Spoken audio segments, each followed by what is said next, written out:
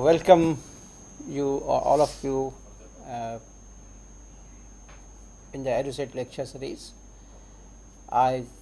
think today we have picked up a very interesting theme, and we have in the studio with us Dr. Devendra Chaube. Both of us will try to understand today how do we make sense of the contemporary Indian thinking. We have been talking all along the thought process that emerged in various phases of history. We have not really been able to focus on the contemporary thinking. Today we are starting a new series in a way. It's a new breakthrough in the sense that we want to now focus on the contemporary thinkers, and particularly we would like to pick up some of the thinkers whom we think as creative thinkers, thinkers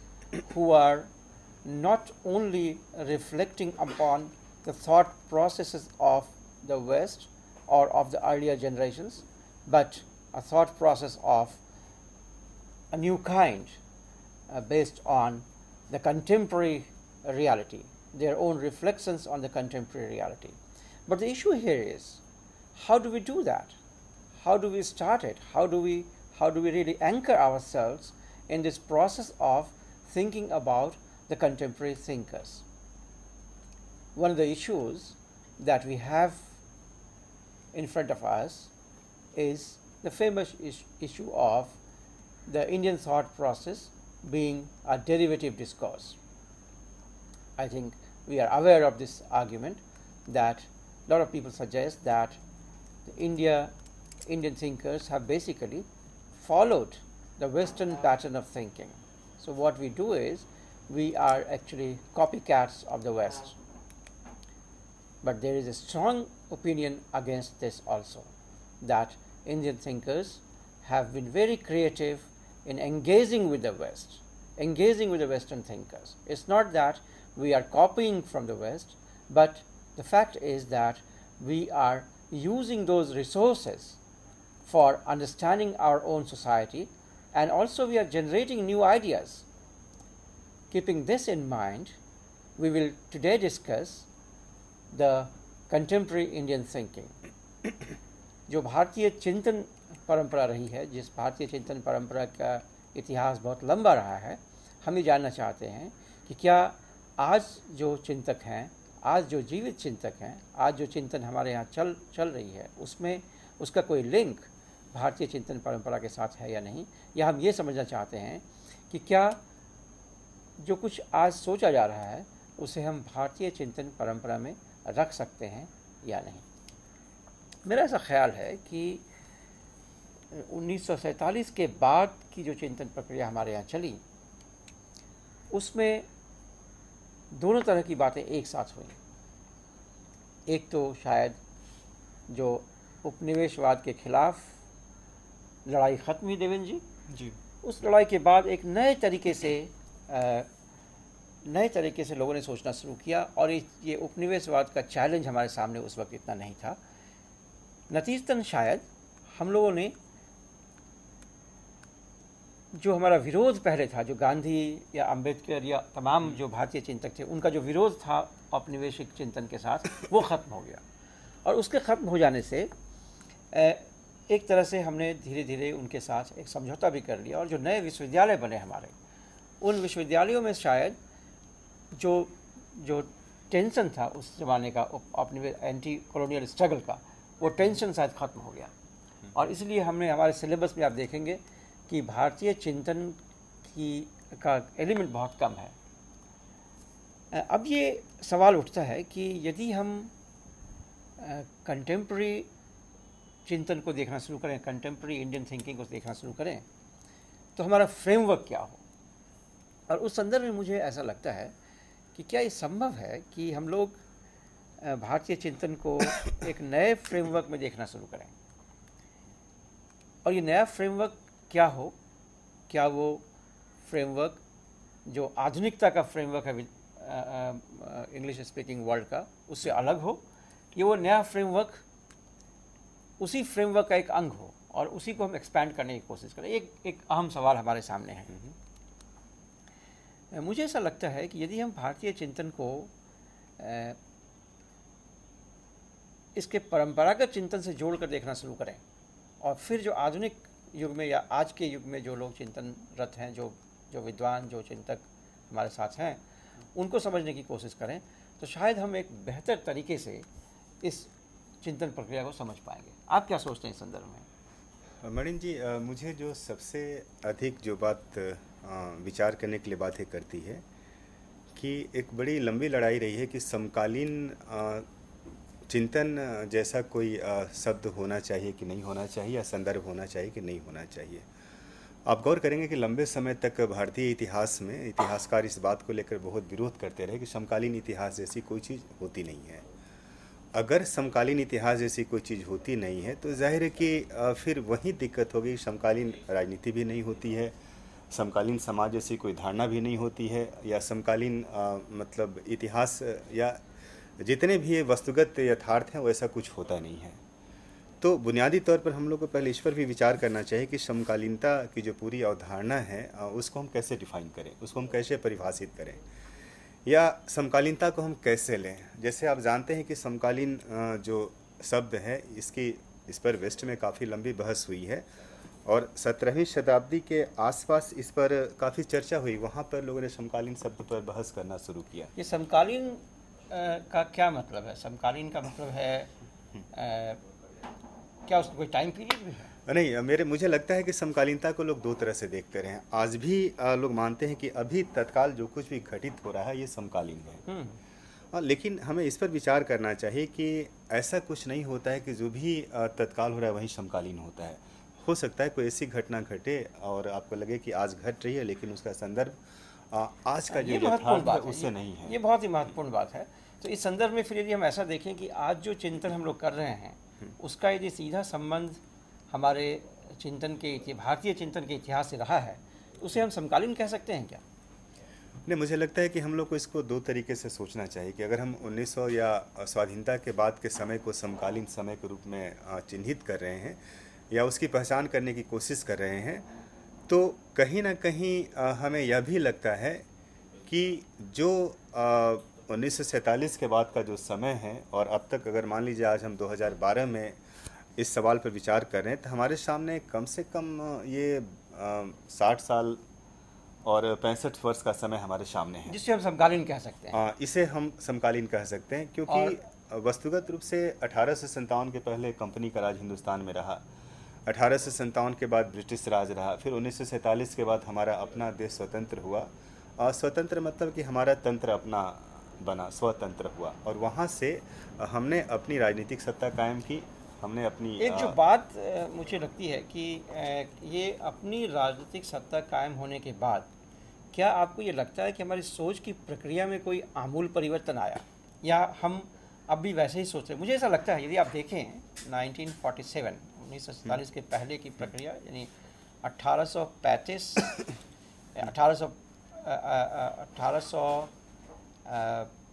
के आसपास से जो प्रक्रिया शुरू होती है, जो education शिक्षा जो शिक्षा का सवाल था, जो सवाल उठता है मैकाले के समय जो था, राइट, हाँ, एजुकेशन मिनट्स भी उसी के आसपास का, 1837 के आसपास का, वहाँ से जो बात शुरू होती है और 1947 में जो बात खत्म होती है,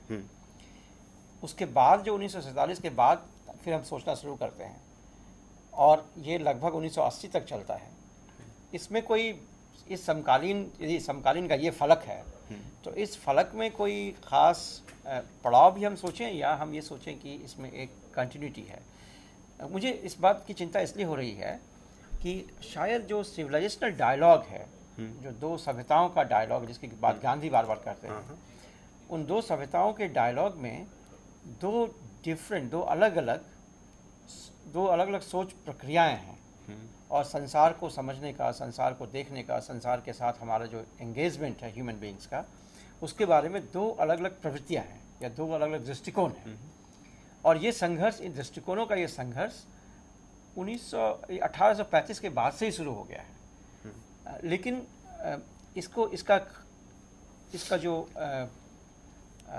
चार्ट है, इसका जो पूरा खाका है, वो इतना साफ साफ नहीं है कि हम कह सकते हैं कि ये दो विचारधाराएं हैं, इनका संघर्ष चल रहा है, क्योंकि उसमें और भी कई विचारधाराएं बीच में आती हैं, कई ऐसे मुद्दे आते हैं, कई मुद्दों पर सहमति है, कई मुद्दे बदलते रहते हैं। समाज की अपनी जो समस्याएं हैं उनका संबंध यहाँ के दर्शन के साथ जुड़ता है, उसके चलते कई बार दर्शन को ही अपमानित होना पड़ता है, कई बार सामाजिक संबंधों को स्थापित करने के लिए दर्शन का सहारा लिया जाता है। ये प्रक्रियाएं बड़ी सारी जटिल प्रक्रियाएं चलती हैं। जटिल प्रक्रियाओं के बीच से इस एक चित्र को निकाल कर सामने लाना कि सच ये है कि समाज में दो सभ्यताओं के बीच का संघर्ष, उनके सोचने के तरीकों का भी एक संघर्ष चल रहा है। और यदि ये संघर्ष चल रहा है तो आधुनिक युग में आकर या समकालीन युग में आकर क्या हो रहा है, फिर क्या परिवर्तन हो रहा है, कैसे इसको हम जोड़ के देखें समकालीनता के साथ, ये हमारी बड़ी समस्या बनी हुई है। अच्छा मणिन जी, इसको हम लोग एक तरीके से और समझने की कोशिश करें। जैसे 1947 से लेकर के 2010 तक का जो भारत है या 2012 तक का जो भारत है, जिसे हम समकालीन भारत या समकालीन भारतीय चिंतन के रूप में देखने की कोशिश कर रहे हैं, इसमें थोड़ा सा हम उन जो महत्वपूर्ण जो परिघटनाएं हैं पिछले 60-65 साल की, उस पर थोड़ा सा विचार करिए। तब आपको लगता है कि 1947 में देश आज़ाद होता है और उस आज़ादी के साथ जो दूसरा जो सबसे बड़ा प्रसंग जुड़ा है कि बड़े पैमाने पर सांप्रदायिक दंगे होते हैं, उसमें बड़े पैमाने पर हत्याएं होती हैं। मतलब एक हिंदू और मुसलमान जो एक कही कि संस्कृति थी, साझी संस्कृति, वह लगभग टूटती है। और इस बड़े पैमाने पर हिंसा ये साबित करती है कि दो तरह की सभ्यताएं, संस्कृतियों के एक साथ रहना एक बड़ा मुश्किल काम है, बशर्ते हम उसको एक साथ रखने की कोशिश करते हैं। एक घटना ये होती है 47 में। लेकिन एक बात ये भी है ना कि जो घटनाएं घटती हैं 47 में, जैसे हम इतना ब्लो अप करके दिखाते हैं, वो शायद एक खास घटना है जो खास इलाके में हो रही है। संपूर्ण भारत की जो साझा संस्कृति है हिंदू मुस्लिम की, वो तभी बरकरार थी। और बहुत से ऐसे इलाके आपको मिलेंगे जहाँ की हिंदू मुस्लिम की कोई बात ही नहीं होती है। नहीं, दक्षिण भारत में तो आज भी, जिसको हम लोग बहुत सारे, जो प्रशंग मुल्ला वजी एक बहुत अच्छे कवि हैं मध्यकाल के, सबरस उनकी बहुत अच्छी किताब है, तो वहाँ पर उसको पढ़ करके लगता है कि जिस भाषा का इस्तेमाल करते हैं अपने लेखन में, उसी वो मतलब कहिए कि दक्षिणी हिंदी जो है वो कहीं ना कहीं हमारी पूरी इस सभ्यताएं जो हमारी संस्कृतियां हैं उसको समन्वित रूप हमारे सामने रखती है। मुझे लगता है कि ये एक, लेकिन जो मैं आपसे इवन हिंदी हार्टलैंड में आप देखें, हिंदी हार्टलैंड में भी आप देखें तो जो ग्रामीण इलाके हैं, 1947 का असर बिहार के बहुत सारे गाँव में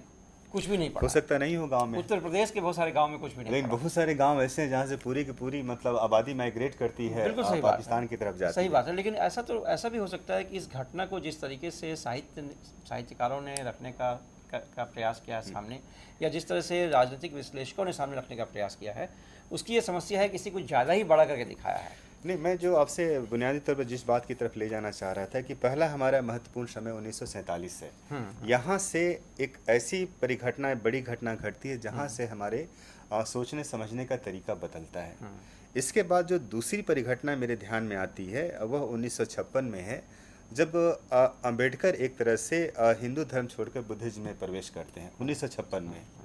तो एक वो बहुत बड़ा डिपार्चर था। और आप जानते हैं कि गांधी अंबेडकर का डिबेट बहुत लंबा रहा है और दोनों एक तरह से भारतीय चिंतन परंपरा को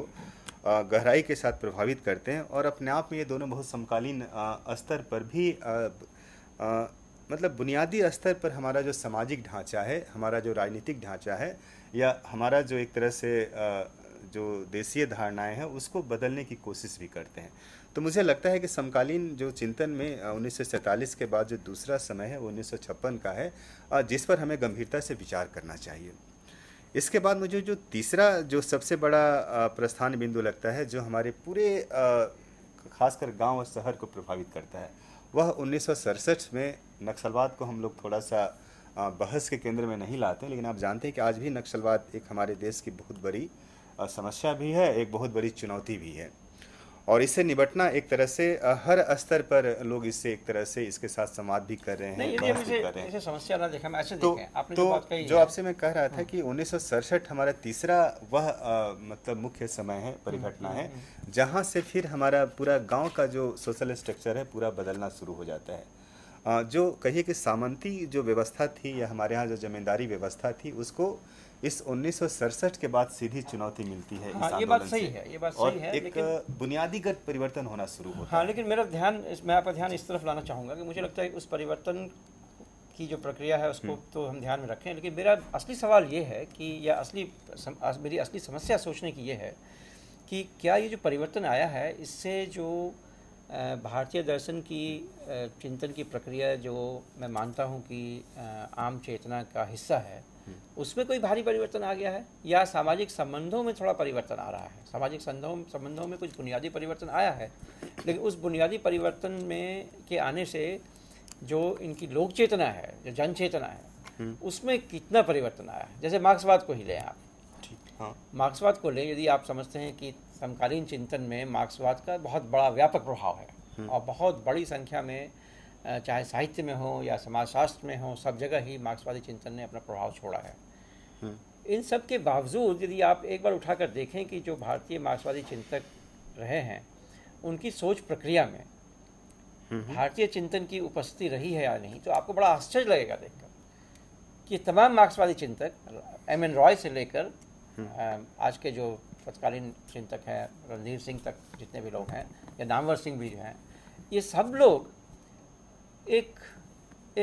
समस्या से जूझ रहे हैं कि जो हमारी अपनी चिंतन प्रक्रिया है उससे मार्क्सवाद का तालमेल कैसे बिठाया जाए। ठीक है। और ये जो मैं इस लेवल पे बात करना चाहता हूँ, इस स्तर पे मैं ज़्यादा सोचना चाहता हूँ कि आखिर हम किस तरीके से भारतीय सोचने की प्रक्रिया को समझने का प्रयास करें। क्या हम ये समझें जब किसी को मार्क्सवादी हम कह दें तो इसका मतलब है कि वो एक मार्क्सवादी है, ठीक उसी सेंस में जैसे कोई यूरोपीय मार्क्सवादी है, जैसे कोई जर्मन मार्क्सवादी है, जैसे कोई फ्रेंच मार्क्सवादी है, या वो भारतीय तरीके से एक मार्क्सवादी है? क्या भारतीय चिंतन की जो प्रक्रिया यहाँ एक डीपली रूटेड थी 1947 के बाद या 1956 के बाद जो आप कह रहे हैं, इसके बाद वो प्रक्रिया ख़त्म हो गई भारतीय चिंतन की प्रक्रिया से? जो तत्कालीन भारतीय चिंतन की प्रक्रिया है वो प्राचीन भारतीय चिंतन की प्रक्रिया से बिल्कुल अलग हो गई है, या उसमें कंटिन्यूटी है और सामाजिक संबंधों में देखने के तरीकों में भी एक कंटिन्यूटी है? ये मेरे सोचने का एक अहम मुद्दा है। और इस संदर्भ में मैं आपसे खास करके जानना चाहूँगा कि हिंदी साहित्य में क्या प्रक्रियाएं चली हैं सोचने की, क्या क्या धाराएं निकली हिंदी साहित्य में, और उन धाराओं को क्या आप सिर्फ ये कह सकते हैं कि ये धाराएं पश्चिमी साहित्य की धाराओं की नकल है, या हम ये कहते हैं कि नहीं ये धाराएं हमारी क्योंकि हिंदी मैं इसलिए कह रहा हूँ, मैं और भी भारतीय भाषाओं को लाना चाहूँगा। ऐसा मुझे लगता है कि भारतीय भाषाओं में हमारे अपने समाज के बारे में सोचने की प्रक्रिया अंग्रेजी भाषा की तुलना में अलग रही है। जो अंग्रेजी भाषा के विद्वान हैं, जो अंग्रेजी भाषाविद हैं भारत में इस वक्त, उनके लिए ये बड़ी समस्या नहीं है, क्योंकि जो उस स्तर तक पहुंच पाते हैं जिनकी चिंतन प्रक्रिया डॉक्यूमेंट हो रही है, उस स्तर पर पहुंचने वाले लोगों का कहना कठिन है, लेकिन मैं फिर भी ये कहना चाहूँगा कि बहुत गहरी पैठ अपने समाज के अंदर शायद उनकी नहीं है, तो उनसे मैं ये उम्मीद नहीं करता हूँ। लेकिन जो साहित्य के क्षेत्र में लोग हैं, जो साहित्य में चिंतन हो रहा है, उसमें क्या हुआ है? खास करके मुझे लगता है कि दलित चिंतन को लें आप। दलित चिंतन में तो निश्चित रूप से एक नई प्रक्रिया निकल के आई है सोचने की, समझने की। और क्या दलित चिंतन की प्रक्रिया भारतीय चिंतन की जो पुरानी प्रक्रिया है उससे इतनी अलग है, ऐसा हम कह सकते हैं? नहीं, ऐसा तो हम नहीं कह सकते हैं, क्योंकि अंबेडकर के पहले ज्योतिबा फूले, या उसके पहले हमारा मध्यकाल का जो पूरा साहित्यिक विमर्श है, कबीर का हो, संत रैदास का हो, ये सारे के सारे हमारे जो एक तरह से कहे कि मध्यकालीन जो संत चिंतक हैं, ये बुनियादी तौर पर भारतीय समाज की परंपरा में या भारतीय समाज की व्यवस्था में एक तरह से मनुष्य की जो डिग्निटी या आत्मसम्मान का जो सवाल है उसको उठाते हैं। और यही ज्योतिबा फूले भी 1857 के बाद या 55 के बाद या 1873 में जो एक तरह से जिस लेवल पर वो काम करते हैं सत्यशोधक समाज बना करके,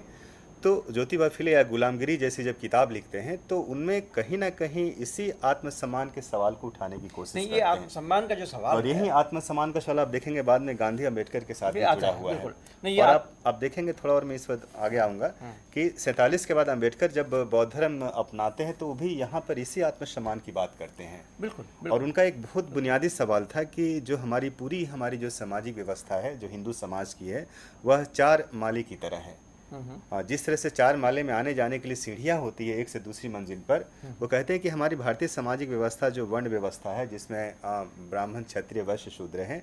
ये ठीक उसी तरह की है। लेकिन जिस तरह से 4 माले में आने जाने के लिए सीढ़ियाँ होती है, लेकिन इस व्यवस्था में एक वर्ण से दूसरे वर्ण में जाने के लिए कोई विकल्प, कोई उपाय आपके पास नहीं है।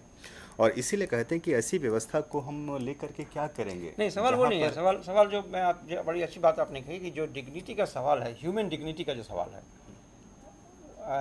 ह्यूमन डिग्निटी का सवाल जिसे हर चिंतक ने उठाया है, क्या ये हमारी संस्कृति का मौलिक सवाल है? मैं बिल्कुल बिल्कुल बिल्कुल मौलिक सवाल क्या है। ये सवाल हमारी संस्कृति का मौलिक सवाल इस सेंस में भी है कि दुनिया की और संस्कृतियों में जब हम बात करते हैं मनुष्य के बारे में, तो उसकी तुलना में हम ज़्यादा एनरिच्ड हैं इस मामले में, हम ज़्यादा डीपली इस बारे में बात करते हैं कि हमारी डिग्निटी क्या होनी चाहिए। और ये डिग्निटी का सवाल जो हमारे शायद हमारे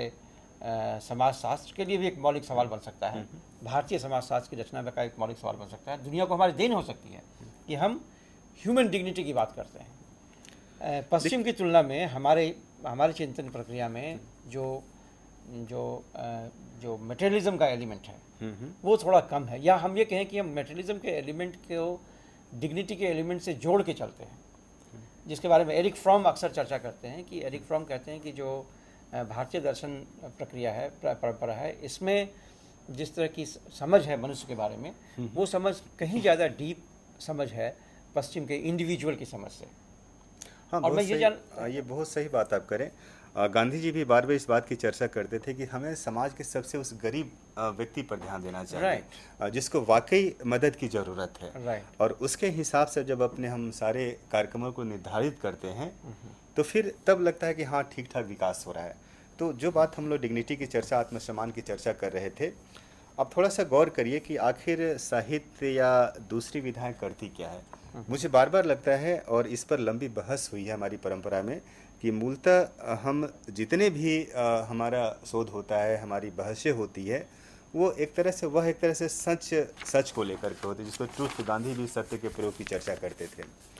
और इसी सच को लेकर के सारा डिबेट होता है, आखिर सच क्या है। आप देखेंगे कि हम कहते हैं कि मनुष्य का जो अस्तित्व है, उसका जो आत्मसम्मान है, या उसका जो वजूद है, वही सच है। और वह सच बार बार सामाजिक संदर्भों से या समय के जो दबाव होता है उसके साथ टकराते रहता है। और जिस बात की तरफ मैं जिस मुद्दे पर बहस भी करना चाह रहा था, या बातचीत हम करना चाह रहे थे, कि आप गौर करेंगे कि समाज में दो चीज़ें हम बार बार चर्चा, गांधी का जो एक बड़ा सवाल था कि जिस अहिंसा की गांधी बार बार चर्चा करते थे,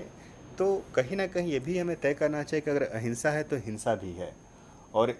और आप इसको परिभाषित करते कि हिंसा क्या है, तब आपको अहिंसा या गांधी के विचार है, उनके प्रभाव जो समकालीन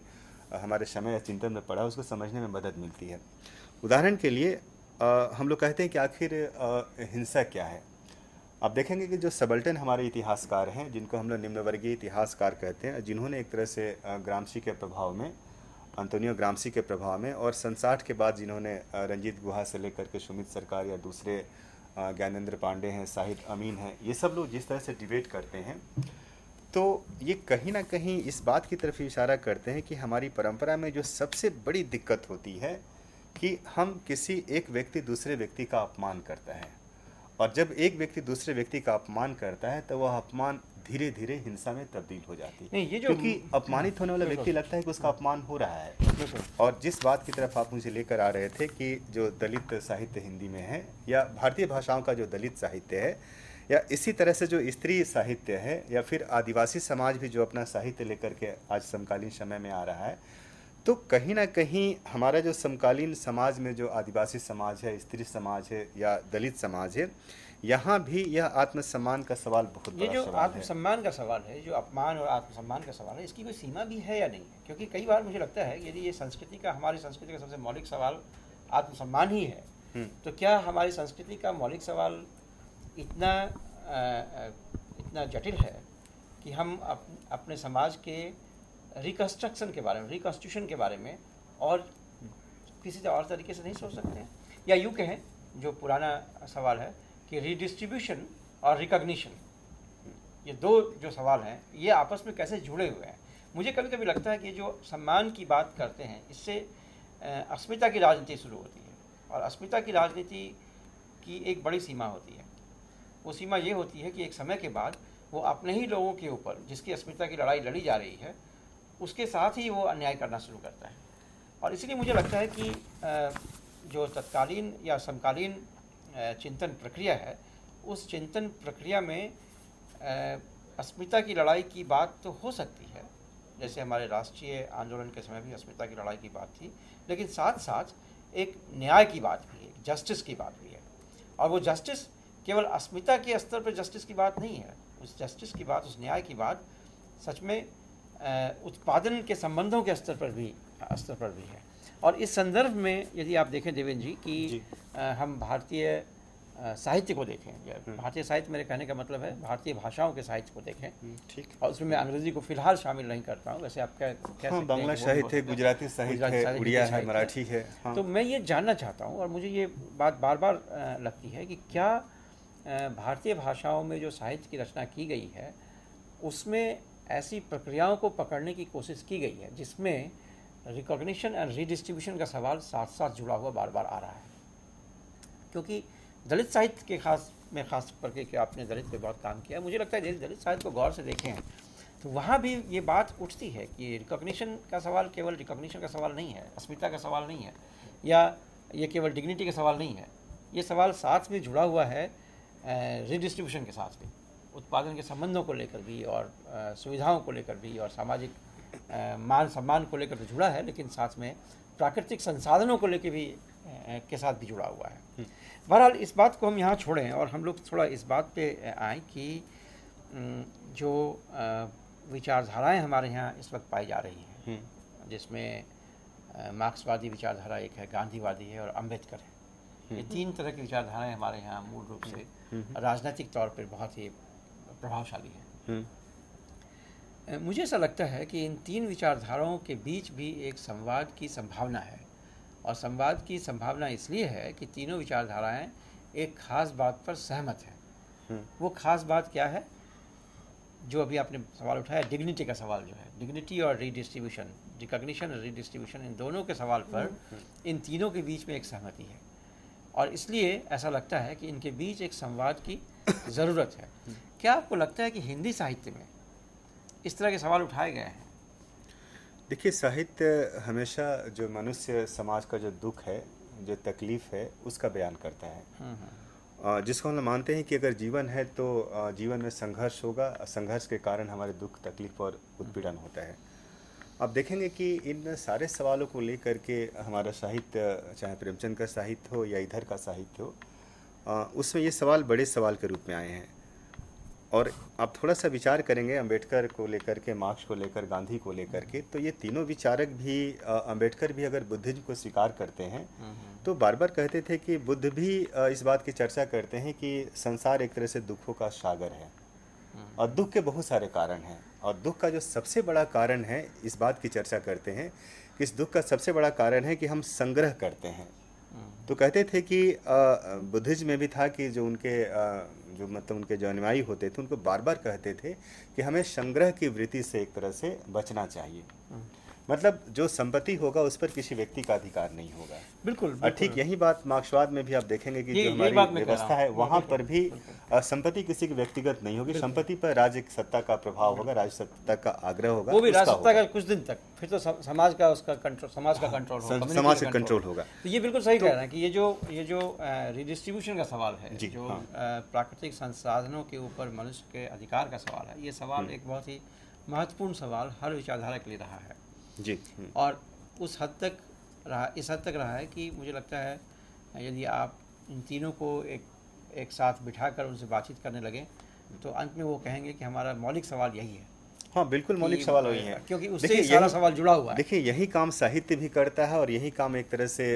इतिहास भी करता है, यही काम मतलब समाज के जो भी हमारी चिंतन परंपराएं हैं, तो समकालीन समय में चिंतन जो, और उसका भी सबसे बड़ा सवाल यही है।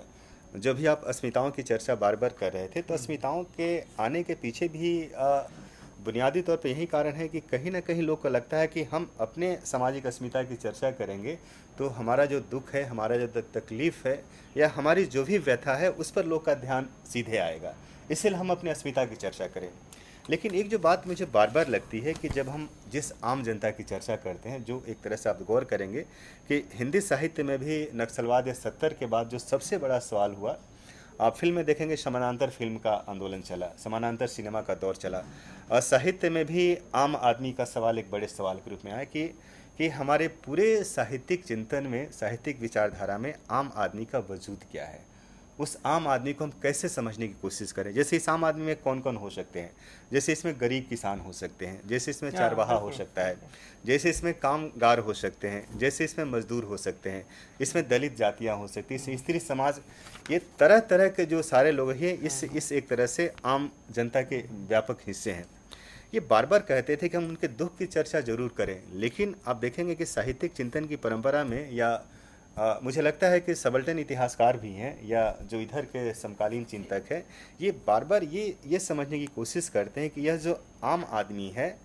हम उस आम आदमी के दिमाग तक पहुँचे, मतलब कि आम आदमी आखिर सोच क्या रहा सिर्फ है। ये है, परेशानी देवेंद्र जी उसके दुख तकलीफ को तो हम ये लोग बात छोड़े सही कि है, ठीक ये बात है सही है, लेकिन परेशानी ये हो रही है आजकल, मुझे लगता है जी। कि जो ये आम आदमी के चिंतक हैं वो बैठे हैं शहरी इलाकों में, और वो बैठे हैं मध्यम वर्गीय क्षेत्रों में, ठीक है, और जो विश्वविद्यालय क्रिएट किया गया, विश्वविद्यालय ने एक आइलैंड क्रिएट कर दिया है और ज्ञान के ऊपर उनका एक मोनोपोली क्रिएट कर दिया है। और इसके चलते मुझे ऐसा लगता है कि, या आपको भी क्या ऐसा लगता है कि नहीं, कि जो साहित्य है वही समाज से कटता जा रहा है, जो ज्ञान है, समाजशास्त्र है, वही समाज से कटता जा रहा है। और फिर मैं इसीलिए मैं वापस लौटना चाह रहा हूँ उस सवाल पर कि क्या हमारा जो इंटेलेक्चुअल डिस्कोर्स है हिंदुस्तान का, वो एक डेरिवेटिव डिस्कोर्स है। क्या ये इंटेलेक्चुअल डिस्कोर्स हमारा जो है, हम सिर्फ रिस्पॉन्ड कर रहे हैं, हम सिर्फ उत्तर दे रहे हैं, जो डिस्कोर्स, जो ज्ञान की परंपरा शुरू की गई है वेस्ट में, उसको हम उसके साथ ही सब एंगेज कर रहे हैं, उत्तर दे रहे हैं, और हम अपनी जड़ के अंदर जाने की कोशिश नहीं कर रहे हैं। हो सकता है कि कई बार हम उन सवालों को उठाएं, उन मुद्दों को उठाएं, आम आदमी का मुद्दा जैसे आप कह रहे हैं, उस मुद्दे को हम ज़रूर उठाएं, साहित्यकार भी उठाते हैं, लेकिन शायद इसलिए उठाते हैं सिर्फ कि उस बहस में हम अपनी बात को जोर दे कर कह सकें, लेकिन सचमुच क्या हम उसके अंदर जाकर, उसकी सोच प्रक्रिया के अंदर जाकर चीज़ों को समझने की कोशिश करते हैं। क्योंकि मैं इसलिए कह रहा हूँ देवेंद्र जी कि मुझे लगता है कि तब तक हम अपने समाज को ठीक से नहीं समझ सकते हैं जब तक हम अपने समाज के, या किसी समाज को, अपने समाज को छोड़ें, अपने समाज को कहने से तो हम भी उसमें सब्जेक्टिव एलिमेंट होते हैं। यदि हम ये सोचें कि किसी भी समाज को हम ठीक से नहीं समझ सकते हैं, यदि हम उस समाज के कलेक्टिव कॉन्शसनेस को, लोक चेतना को ठीक से ना समझें, और लोक चेतना के अंदर जो एपिस्टेमिक स्ट्रक्चर है, जो ज्ञान मीमांसा है, जिसके द्वारा लोग अपने बारे में सोचते हैं, लोग अपने आप को समझते हैं, उसको नहीं पकड़े तो फिर उस समाज को हम कैसे पकड़ पाएँ। और यही मेरा सवाल ये है कि क्या जिस ज्ञान मीमांसा से आम आदमी अपने आप को समझने की कोशिश करते हैं, क्या उस ज्ञान मीमांसा में हमारे चिंतन प्रक्रिया, चिंतन परंपरा का कोई अंग है या नहीं है, या चिंतन परंपरा का कोई प्रभाव है या नहीं। यही मेरा सवाल है कि जो जैसे मान लीजिए आदिवासी समाज को समझने की कोशिश करें या दलित समाज को समझने की कोशिश करें, एक हो सकता है कि हम हमारे पास एक टूल है, हमारे पास एक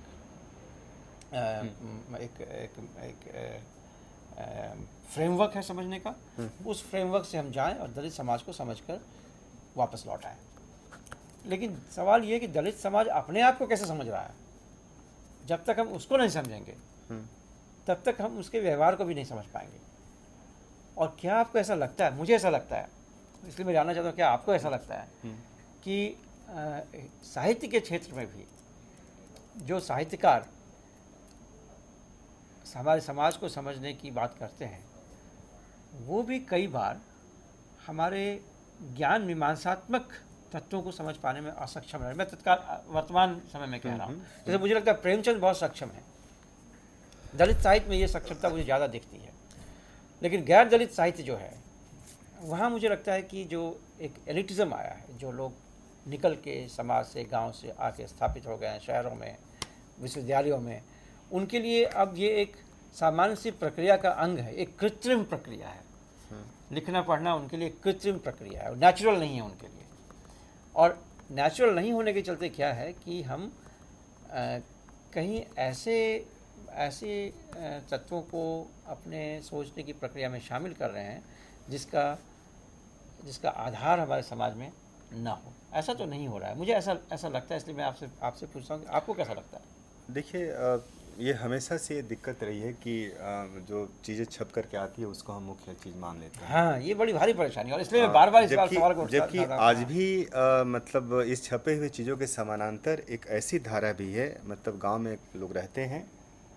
और रह करके वहाँ पर लेखन कर रहे हैं, वहाँ पर विचार कर रहे ना भी लेखन करें, मैं लेखन ही क्यों करें? जैसे मैं 4 कहानीकार का नाम लूँगा। एक विजेंद्र अनिल थे जो आरा के पास एक गांव में रहते थे।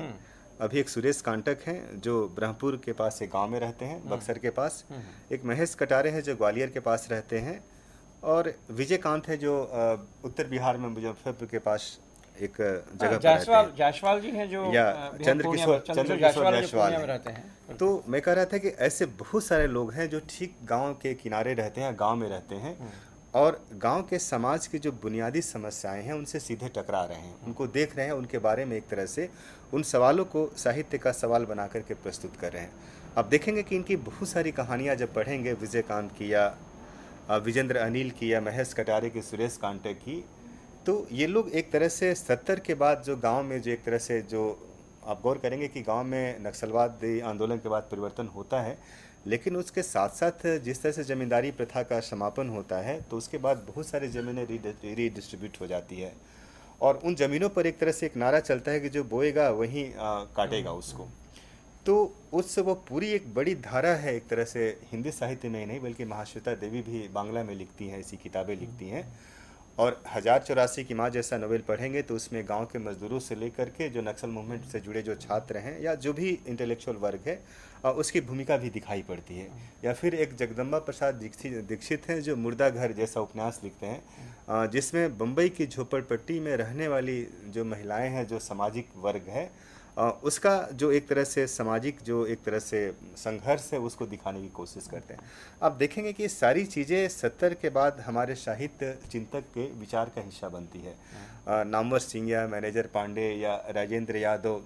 या इस तरह के अनेक ऐसे आलोचक हैं जो इन सवालों से सीधे टकराते हैं और उन पर बहस करते हैं, डिबेट करते हैं। लेकिन जो सबसे बड़ी दिक्कत हुई कि हमारी धारा ने एक तरह से जो एक समानांतर धारा थी जो शहर से दूर, महानगर से दूर एक चल रही थी, उसको कभी भी मतलब मुख्य धारा का हिस्सा बनाने की कोशिश नहीं की, और इसीलिए वह चीज़ हमारे सामने नहीं है। एक और मैं आपसे चर्चा करूंगा, एक महाराष्ट्र के एक आदिवासी विचारक है, उनका नाम है वाहरू सोनवड़े।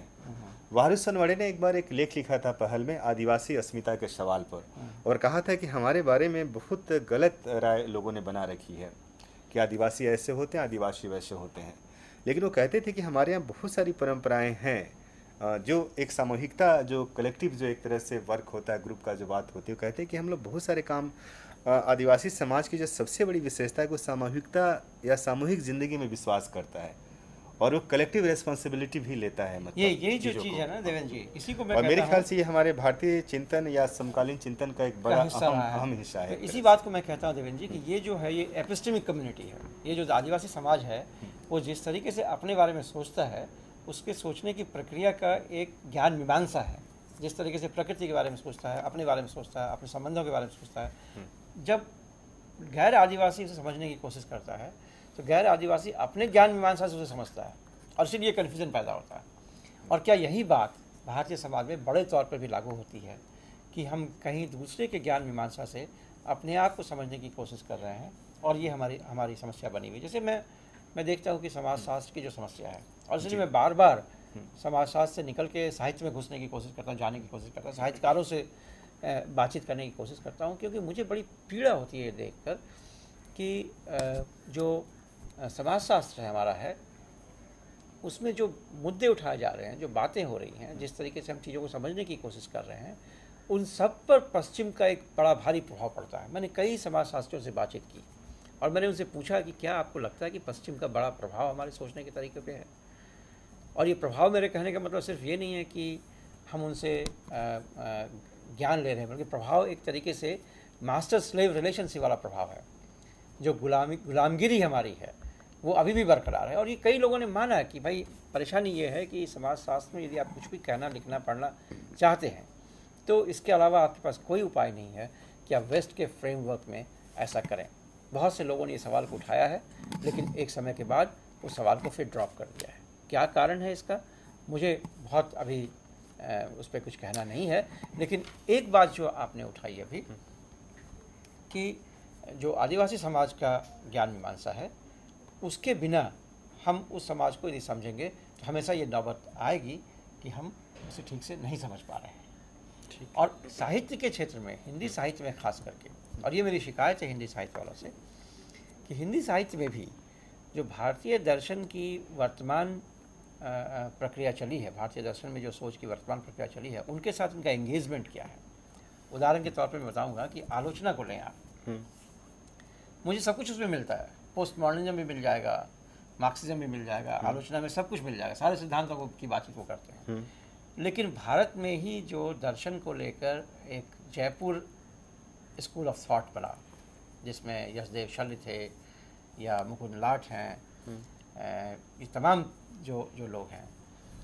उस स्कूल ऑफ थॉट ने बहुत जोर से ये बात कहने की कोशिश की कि हिंदी में हमें भारतीय दर्शन को करना है। शायद आपको इसका इतिहास याद होगा कि 1952 के आसपास भारतीय दर्शन परिषद दो भागों में बटा, Indian council of philosophical research या जो भी Indian association of philosophy, whatever it was, ये दो भागों में बट गया। एक जो Indian council of philosophical ICPR बना, और दूसरा ये जो जयपुर घराना के रूप में आगे बढ़ा। जयपुर घराने ने तय किया कि हम हिंदी में ही भारतीय दर्शन करेंगे, क्योंकि उनका कहना था कि जिस दर्शन की हम बात कर रहे हैं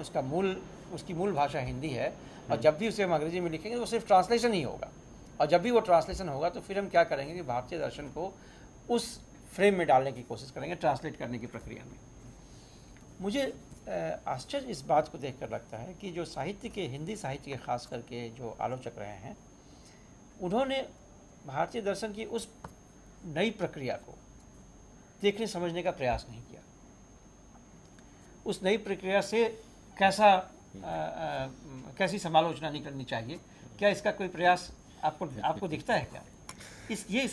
और यही कारण है कि मैं ऐसा कहने में नहीं हिचकूंगा कि यहाँ तक कि हिंदी साहित्य में भी विश्वविद्यालय का एक दुष्प्रभाव पड़ा है। वो दुष्प्रभाव ये है कि हम अपनी मीमांसा को तय नहीं कर पाए हैं, या हम अपनी मीमांसा कहीं और से उधार लेने की कोशिश करते हैं और अपने समाज को समझने का प्रयास करते हैं। यही मेरी शिकायत है देवेंद्र जी। मुझे लगता है कि इस पूरी प्रक्रिया में आप थोड़ा सा इतिहास में जाएंगे तो दो हमारे क्रिटिक हैं, आलोचक हैं, आचार्य रामचंद्र शुक्ल और दूसरे आचार्य हजारी प्रसाद द्विवेदी। दिक्कत ये हुई कि इन दोनों आलोचकों का जो पूरा चिंतन है उसे बाद के जो हमारे दो हिंदी के बड़े आलोचक हैं, रामविलास शर्मा और नामवर सिंह, प्रोफेसर नामवर सिंह, उन दोनों से जोड़ करके हम लोगों ने इन दोनों के जो मूल विचार थे उसको थोड़ा सा अलग किया। जबकि बुनियादी तौर पर रामविलास शर्मा और नामवर सिंह दोनों मार्क्सवादी आलोचक हैं, और रामविलास शर्मा मार्क्सवाद को भारतीय संदर्भ में समझने की कोशिश करते हैं, और इसीलिए वे तुलसीदास को भी उतना ही महत्वपूर्ण कवि मानते हैं जितना कि प्रगतिशील आंदोलन से जुड़े कवियों को। केदारनाथ अग्रवाल को ही महत्वपूर्ण मानते हैं और तुलसीदास को ही मानते हैं, और इसीलिए उन पर काम भी करते हैं। उनकी आखिरी किताब भी तुलसीदास पर ही है, और उस किताब के जरिए एक तरह से भारतीय चिंतन की जो पूरी परंपरा रही है, जिसमें चित्रकला है, स्थापत्य कला है, जिसमें हमारे मतलब जितने थिंकर्स हैं उनको दोबारा एक तरह से पुनर्विचार करने की कोशिश करते हैं, और इस बात की कोशिश करते हैं कि मार्क्सवाद सिर्फ मतलब जो रूस से आयातित था वही नहीं है, बल्कि उसमें हम उसको भारतीय संदर्भ में अगर लागू करना चाहते हैं तो ये स्रोत हमारे सामने हैं, और इन पर विचार करने, ये भी हमें मतलब इन्हें भी हमें उस मार्क्सवादी विचार प्रक्रिया का हिस्सा बनाने की ज़रूरत है। ये काम रामविलास शर्मा बहुत गंभीरता के साथ करते हैं, और उसी तरह से मैनेजर पांडे भी अगर सूरदास पर काम करते हैं, सूरदास की भक्ति और उसमें सामाजिक वर्गों और उसमें कृषक आंदोलन या कृषि संस्कृति की चर्चा करते हैं, तो उससे कृषि संस्कृति का मतलब ये भी था कि कहीं ना कहीं हर समाज में, हर देश के जो किसान होते हैं उनका एक सांस्कृतिक या अपना एक सामाजिक ज़िंदगी होती है, और उस उत्पादन या खेती बाड़ी के उत्पादन की प्रक्रिया में उनका एक अलग संस्कृति विकसित होती है, जिसको समझने की ज़रूरत है। ये सारे मार्क्सवादी आलोचक हैं, मतलब कहिए कि प्रतिबद्ध मार्क्सिस्ट क्रिटिक्स हैं, मैनेजर पांडे या रामविलास शर्मा। लेकिन दोनों क्रिटिक अपनी आलोचना में इन सवालों को मतलब भारतीय समाज जो हमारा रहा उससे जोड़ने की कोशिश करते हैं। आप गौर करेंगे कि इसके पहले जिन दो आलोचक की हमने चर्चा की, आचार्य रामचंद्र शुक्ल और आचार्य हजारी प्रसाद द्विवेदी की, तो आचार्य शुक्ल तो बार बार एक तरह से इस बात की बहुत कटु आलोचना करते हैं कि बाहर से चीज़ें हम लें, लेकिन उसके बड़ी गहरी छानबीन करके लें। जो हमारे समाज के अनुकूल है उसको तो लें, जो अनुकूल नहीं उसको हम छोड़ दें। और फिर आप गौर करेंगे कि रामचंद्र शुक्ल जब बनारस हिंदू विश्वविद्यालय में हिंदी पढ़ाना शुरू करते हैं, तो 1920 के बाद जो पूरा हमारा एकेडमिक ढांचा है उसमें कहिए कि भारतीय चिंतन परंपरा का ही एक तरह से जो साहित्य हिंदी में या भारतीय भाषाओं में जो लिखा गया था, चाहे अवधी हो, चाहे ब्रज हो, चाहे बुंदेली हो, चाहे, लेकिन मुख्यतः अवधी और ब्रज के साहित्य या राजस्थानी के कुछ साहित्य को एक तरह से साहित्य का हिस्सा बनाते हैं और उसको पाठ्यक्रम का हिस्सा बना करके, अगर मान लीजिए कि आचार्य रामचंद्र शुक्ल रासो कविता के जरिए एक तरह से आदिकालीन भारतीय समाज को समझना चाहते हैं, या तुलसी, सूर, जयसी और कबीर के जरिए एक तरह से मध्यकालीन भारतीय समाज को समझना चाहते हैं, या फिर बाद में केशव दास या इनके जरिए उत्तर मध्यकाल के समाज को समझना चाहते हैं, या फिर भारतेंदु काल या फोर्ट विलियम कॉलेज के गद्य के जरिए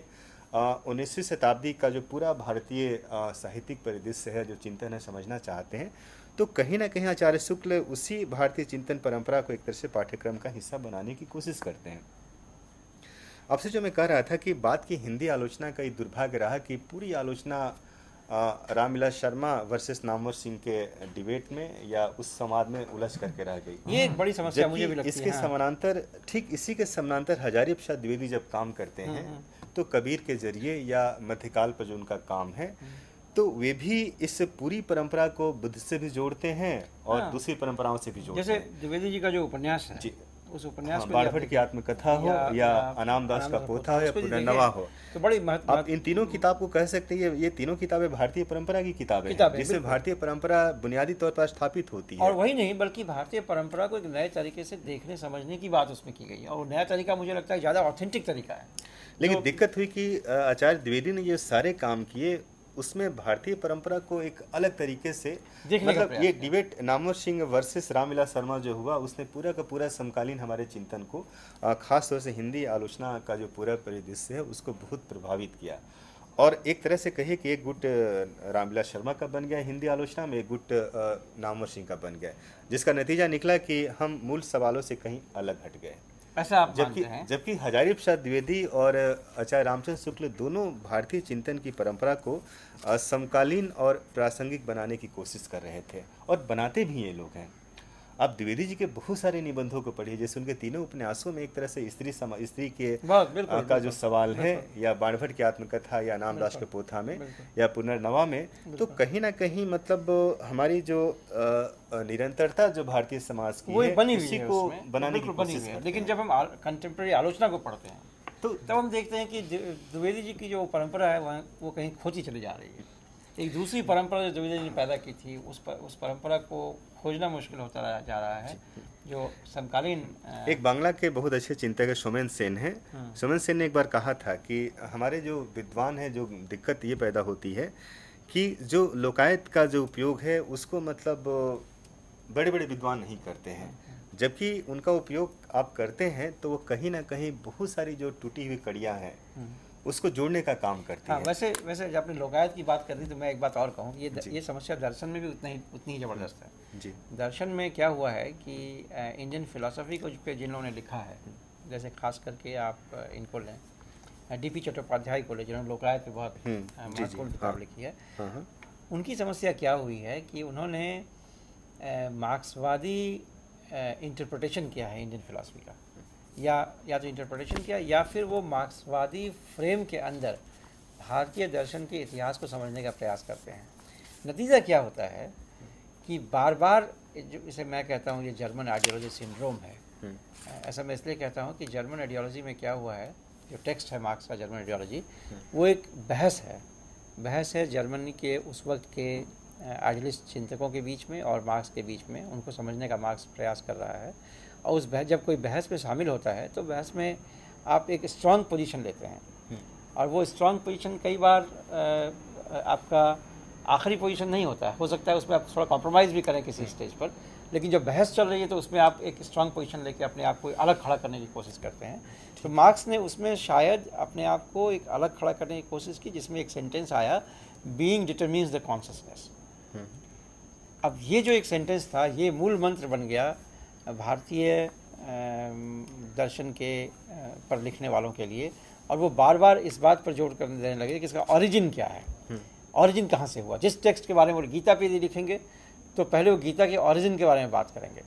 मुझे लगता है कि ऑरिजिन की जगह जो नीत्शे ने बड़ा इंटरेस्टिंग सवाल उठाया, जिसको फूको लेकर आगे बढ़े, कि ये जीनियोलॉजी की बात समझनी चाहिए कि ये ज्ञान परंपरा, ये सोच की प्रक्रिया शुरू कैसे हुई है, कहाँ से शुरू हुई है, कहाँ से शुरू, मतलब कोई एक पॉइंट ऑफ डिपार्चर नहीं है, कोई एक शुरू होने का कोई बिंदु नहीं है, बल्कि बनी कैसे प्रक्रिया, और बनने की जो पूरी प्रक्रिया है, जो उसको आप समझेंगे तो दर्शन को आप बेहतर तरीके से समझ पाएंगे। तो भारतीय दर्शन के जो मार्क्सवादी चिंतक हैं, जो मार्क्सवादी विचारक जिन्होंने भारतीय दर्शन पर रिफ्लेक्ट किया है, उसमें भी ये बड़ी समस्या पाई जाती है। एक तरफ वो है, दूसरी तरफ आपके हैं राधा कृष्णन, जिन्होंने पूरे औपनिवेशिक युग में जब हम लोग अपनी अस्मिता की लड़ाई लड़ रहे थे एक तरह से, तो उस लड़ाई में हमने पश्चिम के खिलाफ अपने आप को खड़ा करने का प्रयास किया, और उसमें हमने ये तय किया कि एक डुअलिटी क्रिएट करें कि आप रैशनल हो, हम इमोशनल हैं। और उस डुअलिटी को क्रिएट करने के चक्कर में इन्होंने क्या किया कि भारतीय दर्शन के खास हिस्से को ही कहा कि यही भारतीय दर्शन है। जो वेदांतिक दर्शन था उसी को उन्होंने कहा कि यही भारतीय दर्शन है, और वो एक बड़ी समस्या के रूप में उभर गई, जिसको लेकर अब लोग कह रहे हैं, अमर्त्य सेन जैसे लोग कहते हैं कि नहीं, इंडियंस जो है वो आर्ग्यूमेंटेटिव भी हैं, आर्ग्यूमेंटेटिव इंडियन की बात करते हैं। या जोनार्डन गैनेरी हैं जो लगातार ये लिख रहे हैं कि भारत में तर्क की प्रक्रिया उतनी ही महत्वपूर्ण थी जितनी की वैदांतिक प्रक्रिया रही होगी। हाँ, बिल्कुल है। जो बुद्धिस्ट लॉजिक है या जो न्याय लॉजिक है, ये बहुत ही पावरफुल लॉजिक सिस्टम है। तो ये जो एनकाउंटर हमारा है वेस्ट के साथ, इस एनकाउंटर में मुझे ऐसा लगता है कि हम कहीं ना कहीं अपने दर्शन के साथ जस्टिस नहीं कर पाते हैं। और जो एनकाउंटर मुझे विश्वविद्यालयों में भी दिखता है, और विश्वविद्यालयों में ख़ास करके जो मॉडर्न नेशन स्टेट का ये अंग है विश्वविद्यालय, और मॉडर्न नेशन स्टेट खुद ही प्रोडक्ट है वेस्टर्न ट्रेडिशन का, तो उसके अंदर फिर वो स्पेस खत्म हो जाता है जहाँ हम मॉडर्न इंडियन ट्रेडिशन के साथ एंगेज करें। और वो स्पेस मुझे यदि कहीं दिखता है, वो केवल साहित्य में दिखता है कि साहित्य के पास थोड़ी वो ऑटोनॉमी है। आप एक पॉलिटिकल साइंटिस्ट बिना डिग्री के नहीं पा सकते हैं, लेकिन एक साहित्यकार बिना डिग्री के हो सकता है। बिल्कुल हो सकता है। आप समझ सकते हैं। हाँ, एक कवि बनने के लिए किसी डिग्री की ज़रूरत नहीं है, लेकिन एक सोशियोलॉजिस्ट बनने के लिए आपको डिग्री की ज़रूरत होगी। एक हिस्टोरियन बनने के लिए आपको डिग्री की ज़रूरत है। यदि आपके पास डिग्री नहीं है तो वो कहेंगे you are not a professional historian, you are not a professional social scientist. लेकिन साहित्यकार बनने के लिए किसी डिग्री, प्रोफेशनल साहित्यकार का कोई कॉन्सेप्ट नहीं होता है। तो इसीलिए मुझे लगता है कि वो स्पेस आप साहित्य के पास है, जिस स्पेस से हम ये कह सकें कि ये हमारी सोचने की प्रक्रिया है। आखिरी में एक सवाल मुझे, अभी हम लोग बार बार बात कर रहे हैं और थोड़ा सा हम लोग को समकालीन चिंतन में इस पर विचार करना चाहिए कि जो 90 के बाद जो हमारा आर्थिक उदारीकरण या भूमंडलीकरण का जो दौर शुरू हुआ, इस पूरे दौर में साहित्य की भूमिका भी बदली, हमारे सामाजिक विचारकों की भी भूमिका बदली, यहाँ तक कि हमारी जो राजनीतिक सत्ता है उसका भी एक रूप आपके सामने नए तरीके से उभर का है। हाँ, बिल्कुल। यहाँ तक कि हमारी जो पूंजीवादी व्यवस्था है, जिसको हम लोग कई बार आजकल लोग कहते हैं कि पूंजी मतलब वही पूंजी नहीं है जो पहले पूंजी थी। पूंजी एक पब्लिक पार्टनरशिप वाली पूंजी है या फिर एक आवारा पूंजी भी है जिस पर किसी का कब्जा नहीं है। तो मैं भी आपसे जानना चाह रहा हूँ, या हम लोग बात इस पर थोड़ा सा विचार करना चाहिए कि समकालीन चिंतन आने वाले दिनों में इससे बहुत आतंकित भी हो रहा है, प्रभावित भी हो रहा है। और ये एक बड़ा रीज़न हो सकता है कि जो पारंपरिक विचारधाराएं हैं भारतीय समाज की भी, उनके साथ ठीक ठाक मुठभेड़ नहीं कर पा रही हैं। ये बिल्कुल आप सही कह रहे हैं, आप बिल्कुल सही कह रहे हैं। मुझे लगता है कि इसलिए पारंपरिक विचारधाराओं का महत्व ज़्यादा बढ़ गया है कि आज के युग में जो चैलेंजेस हमारे पास आ रही हैं और जो आ रहे हैं चैलेंजेस, उससे निपटना पश्चिमी चिंतन प्रक्रिया के वश से बाहर हो गया है। और पश्चिम के बड़े बड़े विद्वान बार बार ये चीख कर कह रहे हैं कि हमें भारतीय दर्शन तक जाना होगा यदि हमें इन समस्याओं से जूझना है। तो आप एरिक फ्रॉम को लें, रॉय भास्कर को लें,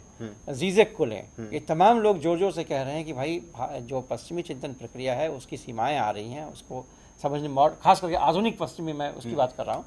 उसकी सीमाएं आ रहे हैं, उससे निकलने की ज़रूरत है। और जो ग्लोबलाइजेशन ने जिस तरीके से ह्यूमन बीइंग्स के लिए परेशानी खत्म की, बीइंग पर्से के लिए जो परेशानी उत्पन्न की है, प्रोबेबली उससे निकलने के लिए हमें भारतीय दर्शन की ज़रूरत होगी। और इसलिए मैं बार बार कह रहा हूँ कि वो जो रिसोर्सेज हमारे पास हैं वो कहाँ बचे हैं। वो रिसोर्सेज मुझे लगता है कि साहित्य में ज़्यादा बचा है वनस्पत सोशल साइंस के पास। आज की बहस को हम लोग अब ख़त्म करने की कोशिश करेंगे और इस बहस को हम लोग आगे बढ़ाएंगे, क्योंकि मुझे लगता है कि एक महत्वपूर्ण बहस है जिसमें हम लोग आगे और भी बड़े चिंतकों को लाने का प्रयास करेंगे। नामवर जी या मैनेजर पांडे या प्रोफेसर रणधीर सिंह या तमाम तरह के जो हमारे आधुनिक कंटेम्प्रेरी थिंकर्स हैं, उनसे हम एक डायलॉग की प्रक्रिया चलाएंगे जिसे हम लोग रचनात्मक संवाद की बात कहते हैं, क्रिएटिव डायलॉग की बात कहते हैं, जिससे कि जो मंथन हम कर सकें कि आज का जो फिलॉसफी हम जनरेट कर रहे हैं उसका स्वरूप क्या होगा, या कल का जो फिलॉसफी हम जनरेट करेंगे उसका स्वरूप क्या होगा, और हमारा जनरेशन किस तरीके से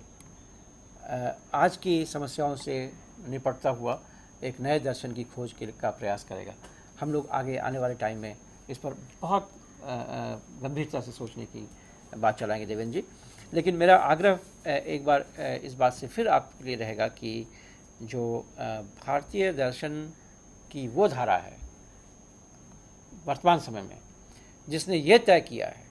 कि भारतीय दर्शन की बात हम हिंदी में करेंगे, हिंदी साहित्य के लोगों को उस दर्शन प्रक्रिया के साथ, उस दर्शन परंपरा के साथ जुड़ने की ज़रूरत है और समझने की ज़रूरत है कि वो कौन सी नई बात कर रहे हैं। मुझे लगता है कि जो ये जो पश्चिमी दर्शन के साथ हमारा संबंध है उसे भी हमें रीडिफाइन करना चाहिए। और मैं कभी ये नहीं कहता हूँ कि ये पूरे पश्चिम का एक गैप इतना बड़ा है कि कभी ये दोनों मिल नहीं सकते। East is east, west is west, and the twain can never meet. I don't believe in this. I think that there is a civilizational dialogue that goes on, and we learn from each other. Every civilization learns from the other civilization. But if we engage in a master-slave relationship between two civilizations, then the learning process is over. I think that is what has happened between the Western civilization and the non-Western civilization. And I want that this process should be reverted. And who will revert the process? That is, Devenji, is a question. And that I think is a literature which can do पता नहीं कैसे रोकेंगे, क्योंकि जो पूरे विश्व को ग्राम बनाने की धारणा बन रही है, ये बहुत मतलब अलग तरह का सवाल है। इस पर भी मतलब गंभीरता से विचार की ज़रूरत है। बिल्कुल बिल्कुल, ये एक महत्वपूर्ण बात है जिस पे हम लोग आगे बातचीत करेंगे। मुझे लगता है कि यदि इस बहस की प्रक्रिया में हम लोग अपने पहले वाले जनरेशन को शामिल कर सकें तो ये हमारी सफलता होगी। और ये बहस है, मुझे लगता है कि इसमें कोई पक्ष और विपक्ष नहीं है, ज्ञान के लिए बहस है और ये एक संवाद के लिए बहस है। धन्यवाद देवेंद्र जी, हमारा समय अब खत्म होता है। धन्यवाद, और हम सब लोग फिर दोबारा यहाँ आने की कोशिश करेंगे। Thank you very much.